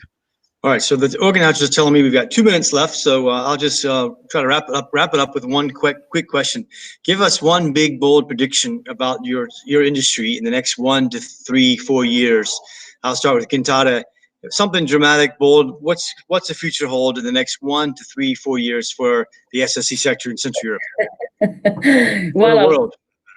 For the world, I hope we do end up going to Mars, but I think we need to rely on Elon Musk for that. And as for the industry, I think we will see more of what we have been talking for years. The robotics, the automation. I'm just thinking that now. In ways, COVID is an opportunity for all of us, and it's really great to connect with all of you guys and have this whole summit to see how actually we're all harnessing this, through remote work, through removing the mundane work, and actually do what we always were saying we're gonna do: extract the value from our people, and again, continue to invest into people and continue investing in value creation and value extraction. So okay, they're cutting me off. So Ru here, give us one big bold prediction. And then we're over. Yep, cool. Two quick ones. One is everything as a service. I think we will see more of it. We will see outcome-based proposals. The second one, very, very quickly, I think cloud will become more important as more secure source in coming times to see. Cool. We'll stop there, guys. Shistov, sorry about that. Thank you all for the time very much. I really appreciate you guys getting involved today. Stick around with us if you like. Got a good session next. And thank you very, very much for this. Thank you very much.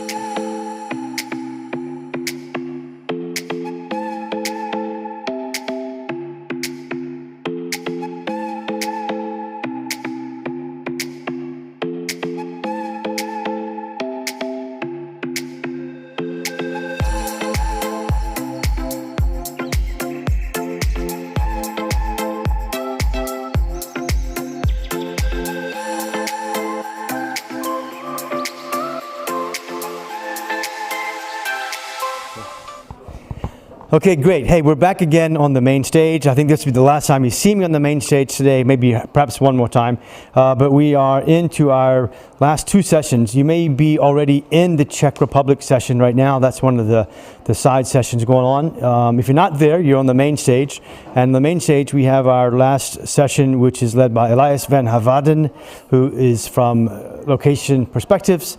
His panelists are David Henderson from HL Tech, Adam Sikorsky from Hapag-Lloyd in Gdańsk, Olivier Daniel, Coca-Cola with the Bulgarian operations, SSE. Over to Elias, I believe, if he can plug in. But I'll also just remind you that after this session at 2:45, we are on for our last networking and visiting the virtual booths. So stick around for that, and we'll see you in 45 minutes.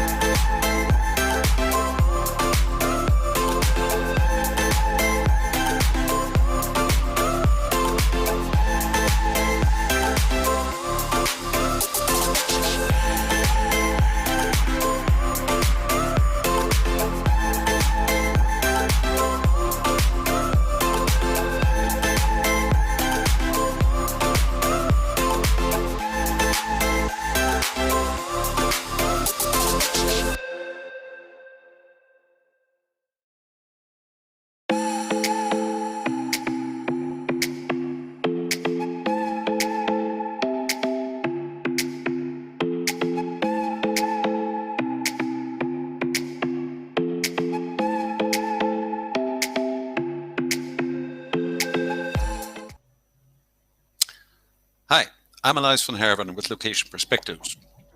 It's a consultancy focusing on the business service sectors. There's around 45 years of experience, but this session is not about me. It's going to be about painting a bit of the picture of what we see happening and then talking to some people who are fighting the battle every day from 3 brilliant companies. But before we go there, let me paint a bit of the picture. Hope you can see it on screen. We've read so much over these last couple of weeks. The world would be changing, inflection points as some have it.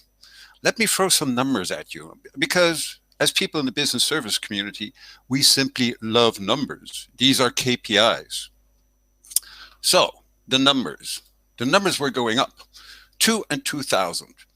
Actually, if you look back at the last 20 odd years of history of the sector in Europe, you can come back. We've got like 2,000 to 3,000 centers in Central Europe today. That makes 2 centers were set up every week. 6, 20, 200. What is that all about? Well, basically, when it started off at the turn of the century, there were like 6 cities that hosted shared service centers. 20 years later, there's more than 200 cities where international businesses have set up their delivery centers. And some have set up multiple centers. We'll get to that later on. 650,000, that's a conservative number. It's the number of people working in the sector today. So all that was brilliant and good up to the start of this year. Now, what has happened then? Of course, it's the major crisis. Now, there's an arrow going up. We heard Romek Lubaszewski, my good friend, this morning saying, well, he expects 50% growth in the next 3 to 5 years. It's what I call the cold and the Inuit. Indeed, this sector has seen rough times. It's seen the Lehman crisis. It has seen other crises. It always emerges. Eskimos know how to ride the cold. So the Inuit are there. But also we've been hearing a lot about remote work. And is this a band-aid or is this a prosthetic? Is this ad hoc or is this reaching for the stars? Let's find out what the panel has found about that. Is this the new real, yes or no? But I put it to you that if COVID-19 did shake up the world, and unfortunately it has led to many casualties, for BSCs, it's still business as usual. It's about recruitment. It's about automation. It's about harmonization and stabilization. All that has not disappeared. So inflection point, yes or no? I don't know. Reflection points, what are we going to see going forward? If I knew the future, I would not be sitting here. I'd be sitting on a beach somewhere in the Caribbean. But it will be about multi-sites. It will be about a layered structure. And there I disagree with Romek. I do believe it will be about fruitful combination between captive and outsourced services. Automation and remote is beautiful, but let's be honest, how many companies really successfully automated in the last 3 years? It needs to accelerate. We've learned that remote worked. Now we need to stabilize and structure it. We will see new cities emerging. The tier 1 and tier 2s will be fine. The Krakows, the Wrocławs, the Warszawas, just to cite some Polish examples. But what about the Varnas? What about the Bydgoszcz of this world? I personally expect we'll see tier 3, tier 4 cities emerging as well. And then office space. Last Thursday was perfect. The president of Google, former president, said, we'll need more office space on the very same day that the president of Goldman Sachs said, we need less. My point is, it will probably very much depend on how you structure your operations and what type of processes you will be hosting. So that just to set the scene. Now, let's talk to a couple of great people that we brought here. We've got Olivier Daniel, who's Director of Service Management for Finance Shared Services for Coca-Cola European Enterprises. They have sites in Sofia, but also in Varna. In Varna, I think they have gone live at the back end of last year. We've got David Henderson, Head of Business Transformation for Hargreaves Lansdowne, a major financial institution. They have operations in Bristol and they set up in Warsaw, and they are growing. Last but certainly not least, it's Adam Sikorski. He's the site lead for the knowledge center that Hapag-Lloyd set up in Gdansk. We've got companies from all type of cultures, all type of geographies. We've got medium-sized service centers, 70, 80, and plus 150. I'd like to take them through a couple of points, And indeed, let me please invite you, use that chat function, give us some questions so that it will be a joint discussion. Gentlemen, are you ready? Yep. Yes. Okay. Basically, and thank you. And I think Adam will be joining us a bit later. There's a technological problem that is not his fault. But we have seen that the COVID-19 crisis has led to new perspective on remote work. Now, it's my humble opinion that we should not mistake the Band-Aid for the prosthetic. I said that. But given what you've seen, for example, David, around Agile tech, now that we know that remote work works, would you back then, when we first met, I think this is like 4 years ago, still have considered to set up a secondary site in Poland? Or would you have used the ability of proof of concept remote work in the UK? What would you have done if you'd known then what you know now? David? I think that's a really good question, and perhaps it might be too soon to answer that, but based on what we know at the moment, I think we still would. Setting up HL Tech in Warsaw solved a particular problem for us at the time, that we needed to employ a large number of developers in a short space of time. We simply couldn't do that in the UK. I think there is still going to be a need for an office space, even if the majority of people are working from home. It's still likely you'll need that face-to-face interaction, whether that's once a week, once a month, or whatever. I think that's really important to keep teams collaborating well and to keep people's morale and mental health up. So I think the answer is yes, we would have. Whether we would take as much office space as we had or as we have, then that's probably the question that we'll find out in the coming months. And for those of you who are not familiar, Google HL Tech in Warsaw. They're in the Spire building, probably the best view of Warsaw you can get. But so David, you're telling me you would have done it either way, but maybe differently. Now, Olivier, Coca-Cola European Partners has a massive operation and has been in Bulgaria for, I don't know, what, more than 10 years, more than 15 years. There's Coca-Cola Hellenic as well. You have a strong basis in Sofia. And yet, a couple of years back, you and your colleagues embarked on this journey. We need more people. We need an expansion. And you said, we're not going to do it in Sofia. And we're going to go where the people are. You did a massive study, invested a lot of time, and you settled for a beautiful city called Varna on the Black Sea. You went to the people. But now we're shown that actually technology can take us to the people. What would you have done if back then you had known that you could do it through remote? Would you still have gone to Varna for the people, or did you go there for the beach? The beach, definitely. No, thanks. Very good question, Elias. So I think as David mentioned, it's a bit early as well to reflect back, looking at the current situation. But I think we would definitely still have gone for an office space. We have a strong culture of office space with using our branding. Our office space is usually pretty engaging for people. So I think we still want to invest in our office space.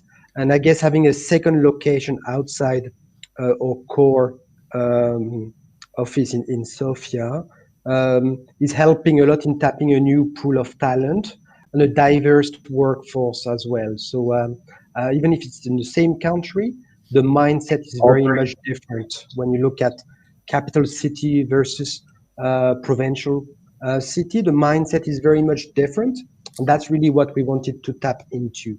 So definitely an office space to get still the same feeling of belonging, same feeling of culture, being part of the same family, and definitely also a second location. We thought definitely also about other countries within our business unit territories in Western Europe, but we felt that CEE countries were the best place to host another location. So to answer your question, I think yes, we would still have gone. Obviously, it's early to say.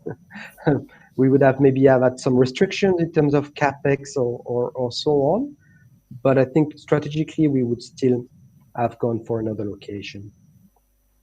And thank you for sharing that. You mentioned a word that I like very much. You said mindset. And I tend to think that as our business becomes more customer centric, indeed having that personal empathy is an important thing. Now, you are talking about different mindsets when you're comparing Sofia to Varna. And I'm jumping around a bit, but I'd like to go back to what Hargreaves Lansdowne, what David was telling us. Because David, as you rolled out remote work, Bristol, where indeed, I mean, Bristol is Hargreaves Lansdowne. Hargreaves Lansdowne is associated with Bristol. In Warsaw, HL Tech is but one of the medium-sized, very well-branded fishes in a bigger pond. As you rolled out remote work, did you see that there were like cultural differences in the way you had to do it in the UK as opposed to Warsaw? What can you share? So we've actually found that the remote working has had some real benefits in terms of how the teams work together. So prior to working from home being forced upon people, some of the conflicts we had between the teams in Bristol and Warsaw was the ways of working. So there's often decisions made in Bristol that were made on the side of a desk or over a cup of coffee or at the water cooler that the teams in Warsaw felt left out of that loop. Now everyone's in the same boat, everyone's working from home. Teams only meet on Zoom or through formal chats. So it actually helps everyone feel more engaged and more equal and part of the team. And that's a really good benefit of all of this. And it's how we continue that afterwards that's going to be really important to us, because we've seen some real success there. I mean, that's wonderful to hear. It's really great. I like what you're saying is like it's tearing down possible mental walls or even geographic. It's the death of distance, and it's great to hear. Now, that might be because HL Tech is predominantly it's technology. It's used to be called IT department. You rebranded it. Olivier, now we're talking finance. We're talking AP, AR. Could it be that the more transactional process following work could be the cause for cultural differences that you need to bridge as you go into remote work? How have you guys done that? Was that easy? So yeah, I think first of all, having the complete lockdown and remote working from one day to the other, as a shared service organization, it helped a lot. So we were much more flexible in working from one day to the other at home. We were also pleased, you mentioned earlier automation, so we have a large automation team. So we're also pleased to see that from one day to the other, that side of the operation and transactional processing is working perfectly nice remotely.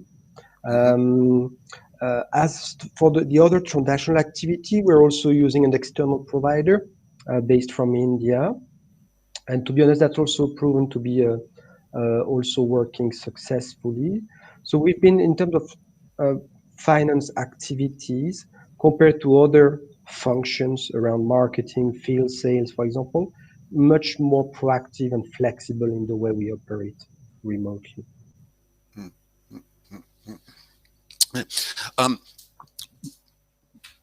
What you guys did, you kind of expanded from an existing platform, from an IT platform, from a finance platform, and you went to a new location. Actually, here we see Coke that went from a capital city to tier 3 city. And we see Hargreaves Lansdowne, which went from a tier 2.5 city to a capital city. There is talk, I speak about it as well, that indeed tier 2, tier 3 cities could increase their prowess on this particular sector, hosting more projects. Now, if I might start with David. David, if you look at Bristol and then all of a sudden the financial heart of Central Europe, what's your view? Where do you think the newcomers might be going?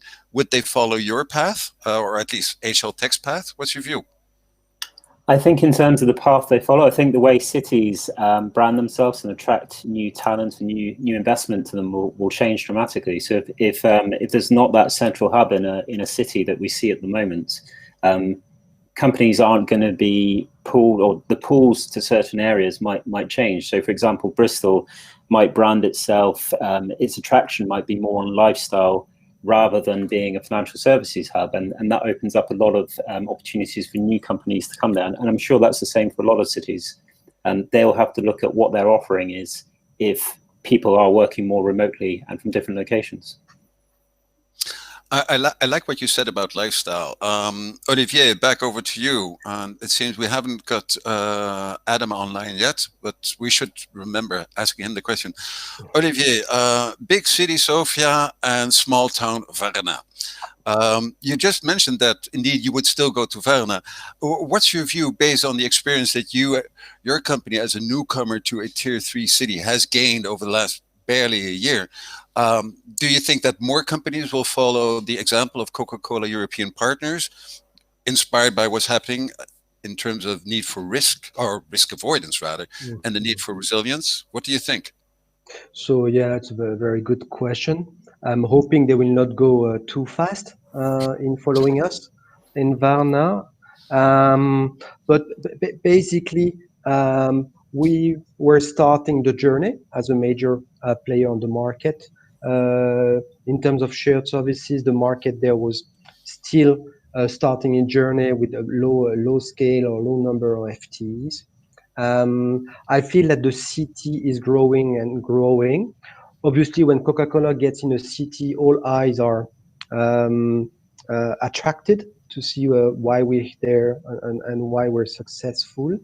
The city is a tier 2 city, as you mentioned. The labor market is not that high as in the capital city, so the number of people and resources will be limited. So I suspect that people will be seeing that it works well for us, very well.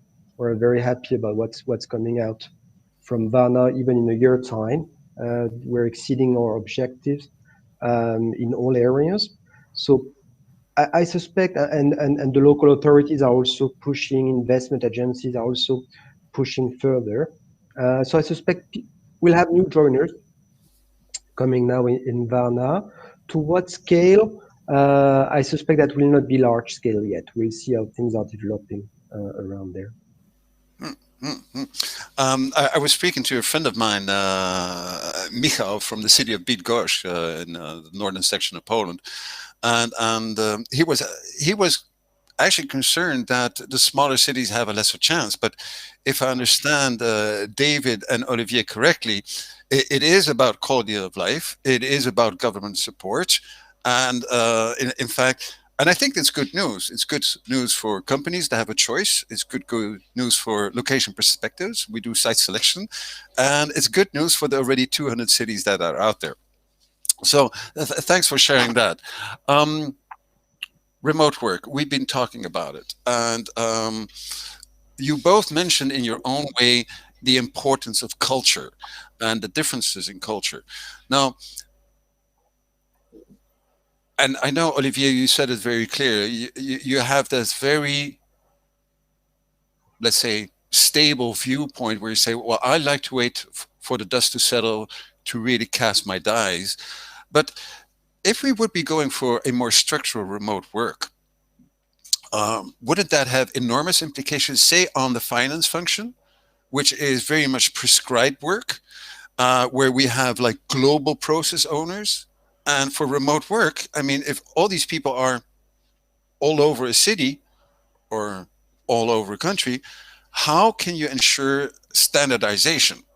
Because we're dealing with bright young people that are creative, that want to develop their own solutions. Now, I'm not sure when you're treating your accounts payable that you want too many creativity going on. So how do you see that the structural embedding of remote work going forward, taking into account that you may need different people? Have you thought about that?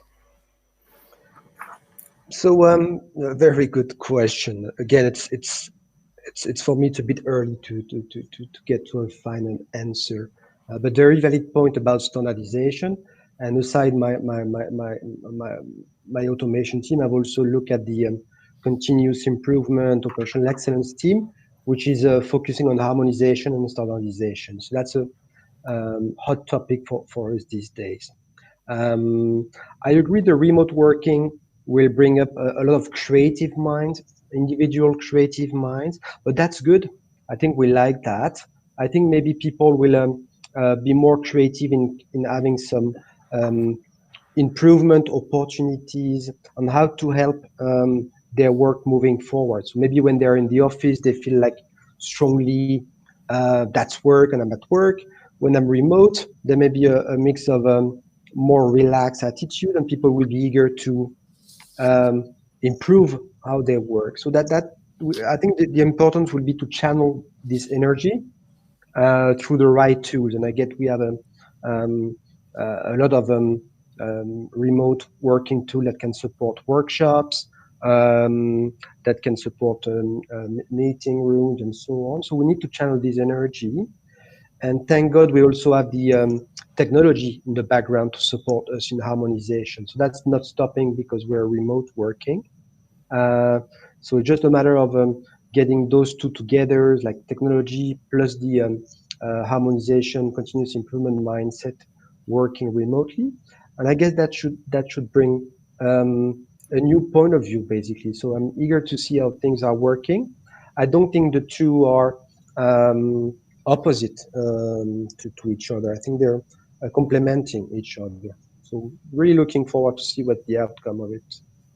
And I personally agree with that. There's a lot of big ideas, big methodologies thrown onto the market. Do this, do that, 5 steps to the crisis. But basically, the way I see it, and as you all know, I live in America. There's a sandstorm in America. You cannot see 6 yards ahead of you. So there, and even your compass goes absolutely mad. So let's wait for a bit of the dust to settle before we're going to figure out where we're going. I take that, but then on the other hand, David, you well know, I mean, and in the tech side, it has been more accepted, but these shared service centers, the knowledge centers, have been talking about automation and remote work for at least the last 5 years. What is it, if anything, that you and your management team at Hargreaves Lansdowne have been discussing in terms of a possible management skill change that would be required, a cultural change that might be required in order to really embed remote work in a structural way? What can you share with us? Well, I think on the management side of things, it's a different skill that you need. So it's less of a sort of oversight, over your shoulder type of management to more of a coaching mode, and also understanding the best ways to interact with individuals. It's not about just phoning people in your team at the beginning and the end of the day and checking up on them. It's letting them have the freedom to get on with what they need to do, but giving them the support as well. And there's probably 3 key areas on remote working that we need to look at to make it successful. And that's the onboarding, the training, and the monitoring, especially in a regulated business as we are. Things like automation for us is something we've been looking at for some time. But what we found, like many companies, is the COVID situation has just sped up those discussions. So it's really interesting to see the pace of decisions being made and how people can pull together to come up with solutions in the current time that perhaps would have taken 6 months or longer to come up with. And giving our teams and our managers the right sort of support through our L&D team, through ongoing training, and just generally a bit more understanding that people work in different ways, and people have different, it's really important as well to understand people have different ways of working at home. It's not everyone has the luxury of a home office with no distractions. There's lots of people working at home who have kids running around or who live in a shared house. And again, being a regulated business, we need to understand how that works for everyone in terms of security of data. So it's different for each team, and it's understanding that is going to be really important. Mm-hmm. Okay. All right, and I would have loved to ask this question to our good friend Adam, because he went live on the internet explaining the world how they did their onboarding from remote, but probably that will be for another occasion. I'm just thinking, if we are looking into the present, and we look at the decisions that you've made and the journeys that you've gone through. Now, if we were to speak to a company like you all did that is coming to visit with you in Warsaw, in Bristol, in Varna, and they say, well, what are the 3 things that you would advise me as a colleague of you in the same business, what are the 3 things you would advise me to do as I go about picking my location in post-COVID times? Olivier, what would be your personal advice to the next Olivier stepping into your office? Yeah. So I think what helped us in our decision making is to be clear on our objectives. So what did we want to achieve by opening a new location? So what are we looking at? So there are many aspects in that. It could be like looking for cost effective. So maybe a labor rate is a key criteria. It was not in our case. It played a part, but that was not our key criteria. Was it like a new pool of talent, new resources? Because maybe in capital city, you're stretched with them. The right resources or attrition levels are pretty high. So maybe you want to tap into a new pool of talent. Are you looking for specific skill sets that you're missing? Is it like IT skills, technology, language skills, or finance skills that you want to look into? Are you looking to expand further to different departments? So we're finance. Are we looking at bringing new activities around HR, IT, procurement, marketing? So all those criteria, we spend a lot of time in really prioritizing what are the ones we're looking into. So that helped us a lot in driving our choice, narrowing down our choices, and make our decision to make it the right thing. So that's one of them, I would say, the objectives, and ensure you know what you're looking for. I think the second one I like to mention is about be true to the company values. So for us, it's very important to ensure that whatever location we pick matches with our company values, branding, and so on. So that's also very important when you're a company to bear that in mind. It helps us basically looking in the right location. And the last but not least, I'd say, is to accept a bit of an unknown. We are a Western European company with US mindset, obviously.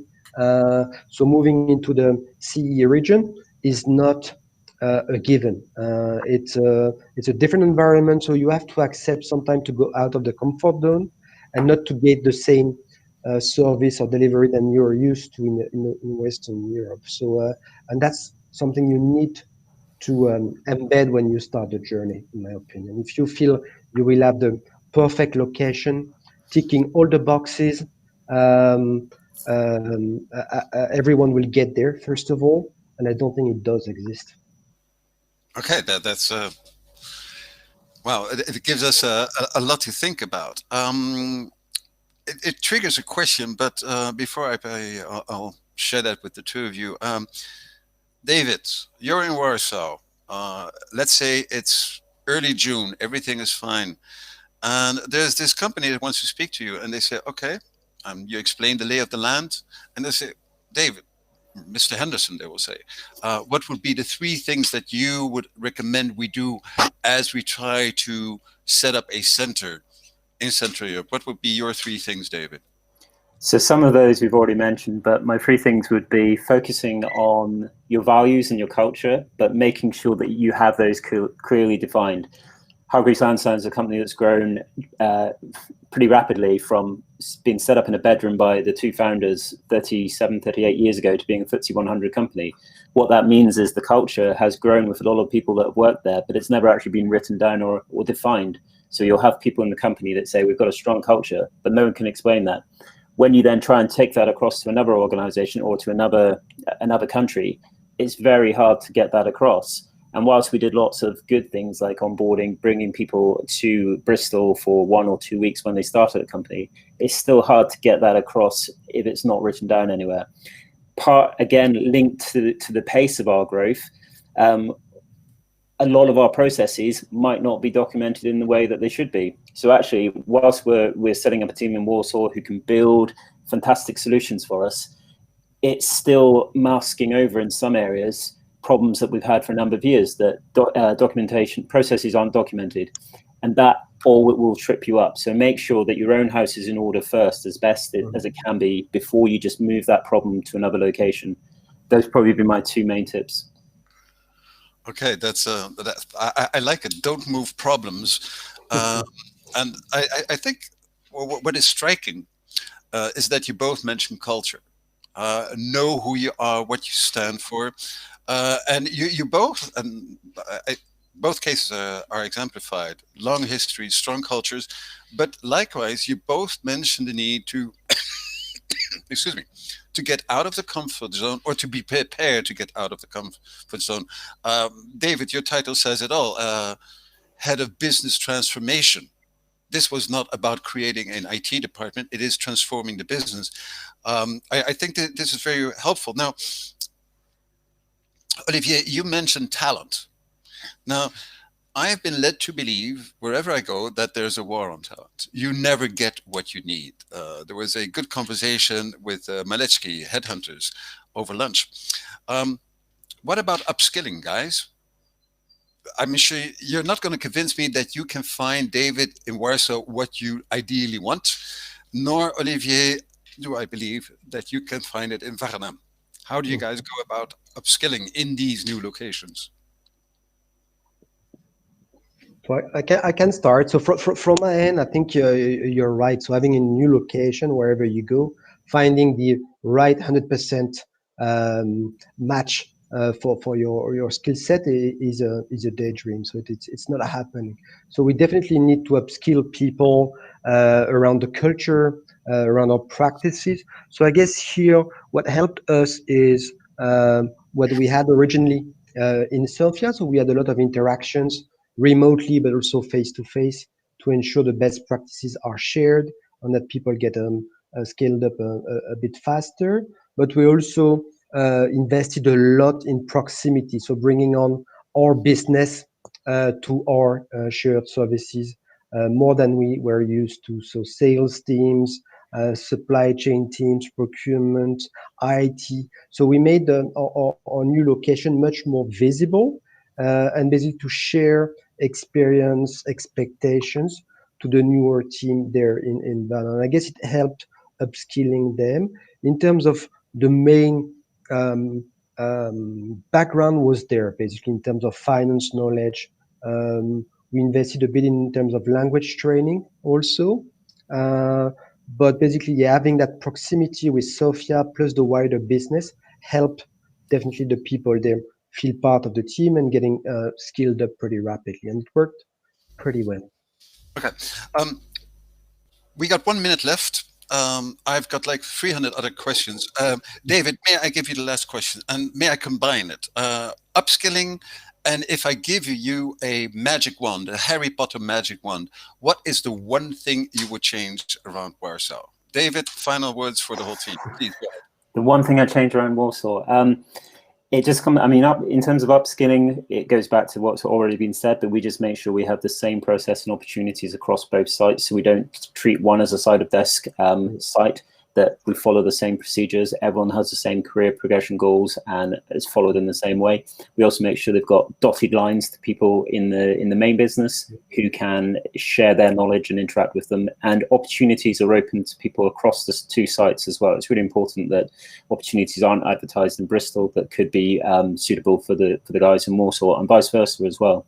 That would be my take on upskilling. In terms of my magic wand, I just reiterate what I've been saying so much already, is just making sure that you engage, you share the culture, you put in the face-to-face time, you spend the time, you don't treat them as a side of desk operation, and also you engage your existing base as well. Bring everyone in the organization along with what you're doing and explain why you're doing it and how it's going to touch them, because we probably focus just on the existing IT teams to start with too much, but actually IT change transformation affects all of the business. So it's making sure you engage with the whole company. Okay, wonderful. Well, ladies and gentlemen, that brings us to the end. We had Olivier Daniel, we had David Henderson, very seasoned people in the business service community. They both ran operations, set up a new center. I hope you found the lessons valuable. The new centers will be coming, maybe not at the staggering pace, but they will be coming, they will be growing. I hope you found our lessons meaningful, and feel free to connect to anybody of the panel or myself via LinkedIn. Thank you again, and I guess basically enjoy the rest of the event. I think, guys, this. Great. So we're back here for the last comments from the main stage here. I just want to say thanks once again to wonderful speakers today, wonderful panelists, moderators as well. It's been a wonderful day, full of rich content and speakers. We're not over yet. We do have 30 minutes left. So what we're going to do during this time is revisit the networking area and revisit the booths. And in the booths, we have both live booths with Elias from Location Perspectives, for example. We'll be answering your questions. We have streaming videos with Seema and Ash Noah in that, for example. But those, again, worth your time. I just want to say thanks to our sponsors, once again, Location Perspectives, to Cushman & Wakefield, to Newark offices, to Seema, to ActiveGraph, to our supporters around the region, ABSL Czech Republic, thank you. Hungarian Outsourcing Association, thanks.